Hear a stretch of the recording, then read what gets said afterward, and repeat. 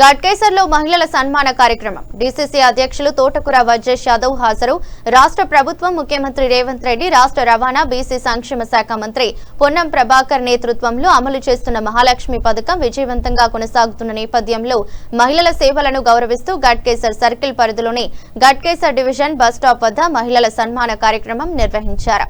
ఈ కార్యక్రమానికి మేడ్చల్ మల్కాజ్గిరి జిల్లా కాంగ్రెస్ అధ్యక్షులు, నియోజకవర్గ కాంగ్రెస్ ఇన్ఛార్జ్ తోటకూర వజ్రేష్ యాదవ్ ముఖ్య అతిథిగా హాజరయ్యారు. తోటకూర వజ్రేష్ యాదవ్ మాట్లాడుతూ ముఖ్యమంత్రి రేవంత్ రెడ్డి నాయకత్వంలో రాష్ట్ర ప్రభుత్వం మహిళలకు పెద్దపీట వేస్తుందని, మహిళలను ఆర్థికంగా బలోపేతం చేయడమే ప్రభుత్వ లక్ష్యమన్నారు.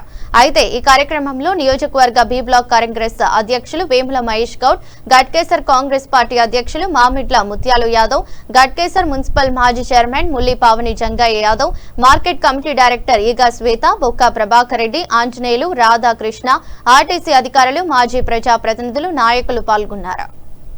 చాలా సంతోషకరమైన విషయం. ఎన్ని డివిజన్లు ఉన్నా కూడా మా డివిజన్ లో ఈ మహిళల కార్యక్రమం జరగడం జడ్పీగా కూడా నాకు ఆనందంగా ఉంది.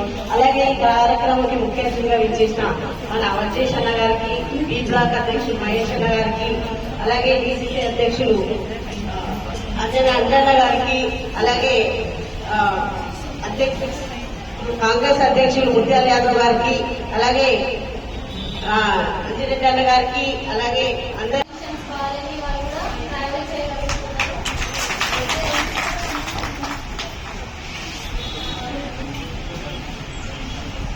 మన గట్కేసర్ డివిజన్ 6 లో మన ఇక్కడ మహిళల గురించి మన ప్రభుత్వం ఏర్పడిన తర్వాత మహాలక్ష్మి పథకం కింద ఏదైతే ఫ్రీ బస్ కార్యక్రమం ఉందో ఆ ఫ్రీ బస్ కార్యక్రమం 2 సంవత్సరాలు పూర్తి చేసుకున్నందున 10,000 కోట్లు ఆదాయము మహిళలకు వచ్చినందున ఈ రోజు ఈ కార్యక్రమం ఏర్పాటు చేసుకోవడం జరిగింది.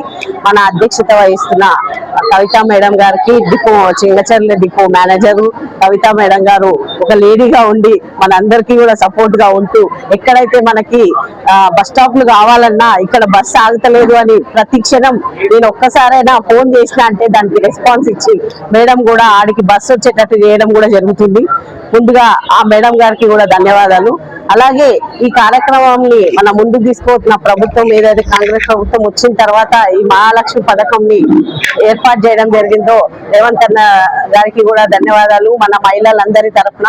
అలాగే ఇప్పటికీ 2,99,000 మంది 90 వరకు కూడా ప్రయాణం చేయడం జరిగింది. మహిళలందరూ కూడా ఎవరైతే ఆర్థికంగా ఇబ్బందులలో ఉంటూ ఆ మహిళలు ప్రయాణం చేయడానికి కూడా ఇబ్బంది పడుతుండే సగటున ఒక మహిళకు 2,000 చొప్పున ఆదా కావడం జరుగుతుంది. ప్రతి మహిళకు కూడా ఆదా చేసుకుంటూ తన కాళ్ళపై తను నిలబడాలనే ఉద్దేశంతో ప్రతి వాళ్ళు కూడా బయటకు వచ్చి ఇప్పుడు సొంతంగా వ్యాపారాలు కానివ్వండి, చదువుకోవడం కానివ్వండి, కాలేజెస్ పోవడం కానివ్వండి, టీచర్స్ కానివ్వండి, ప్రతి ఒక్కరికి కూడా బెనిఫిట్ కావడం జరుగుతుంది. ఇలాంటి బెనిఫిట్ మన ప్రభుత్వం వచ్చిన తర్వాతనే ఇవ్వడం జరిగింది కాబట్టి ఇలాంటి ప్రభుత్వము ఉండాలని కోరుకుంటూ, అలాగే మన సన్నబియ్యం కార్యక్రమం కానివ్వండి ప్రభుత్వం వచ్చిన తర్వాత ప్రతి వారు కూడా తినాలనే ఉద్దేశంతో మన చదువుకునే పిల్లలకు కూడా మెనూ పెంచేసి వాళ్ళకి మంచి ఫుడ్ అందజేయాలని కూడా స్కూళ్ళల్లో, గురుకుల కాలేజీలల్లో మంచి ఫుడ్ కూడా అందజేయడం జరుగుతుంది. అలాగే ప్రతి మహిళ ఈ ఉద్దేశంతో ముందు పోగలుగుతారు. అలాగే ఈ ఆర్టీసీ సర్వీసులు కూడా చాలా బాగున్నాయి. ఎందుకంటే ఇంకా మెరుగ్గా చేస్తున్న మన మంత్రివర్యులందరికీ కూడా ఆ యొక్క ధన్యవాదాలు తెలుపుతున్నాను. Thank you. Mahalakshmi free travel, bus free travel scheme అనేది గవర్నమెంట్ అనేది ఇవ్వడం జరిగింది. ఇందులో భాగంగా ఇప్పటికీ అంటే 29వ తారీఖు 3వ నెల 2026 సంవత్సరం వరకు ఇప్పటి వరకు 290 కోట్ల మహిళలు మన బస్సులలో ఫ్రీ ట్రావెల్ చేస్తూ 10,000 కోట్ల రూపాయల ఆదాయం ఆదా చేసుకోవడం అనేది జరిగింది. కాబట్టి ఈ శుభ సందర్భంగా ఈ రోజు ఇక్కడ గట్కేసర్ బస్ స్టేషన్ లో అందరూ సమావేశమై మహిళలందరికీ నిజంగా చెప్పాలంటే మహిళా సాధికారిత, ఉమెన్ ఎంపవర్మెంట్ అనేది మన ఆర్టీసీ బస్ ఫ్రీ ట్రావెల్ తో ఇంకా దిగ్విజయంగా కొనసాగుతుంది అనే విషయం నేను అనుకుంటున్నాను. కాబట్టి ఈ కార్యక్రమానికి విచ్చేసిన అందరికీ కూడా ధన్యవాదాలు. Thank you. తెలంగాణ రాష్ట్ర మహిళా సోదరి మండలందరికీ కూడా శుభాకాంక్షలు.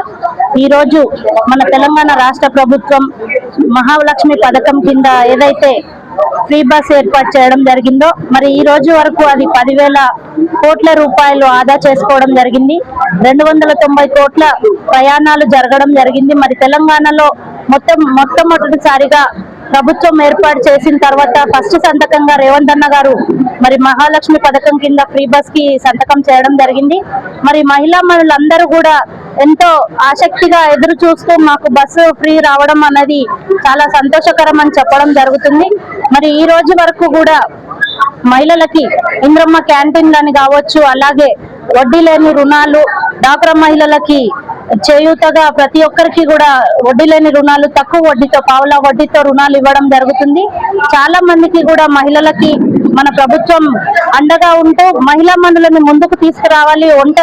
ఒంటరి మహిళలు కావచ్చు, అలాగే భర్త ఉండి కూడా సపోర్ట్ చేయలేని మహిళలు కూడా ఈ రోజు మన ఫ్రీ బస్ పథకం కింద బయటికి వచ్చి వాళ్ళు ఒక వర్క్ చేసుకోవాలన్నా గానీ ఎవరి మీద ఆధారపడకుండా వాళ్ళ వంతుగా వాళ్ళు సొంతంగా బయటికి వచ్చి పనులు చేసుకునే విధంగా మరి ప్రభుత్వం వాళ్ళకి అండగా ఉంటుంది.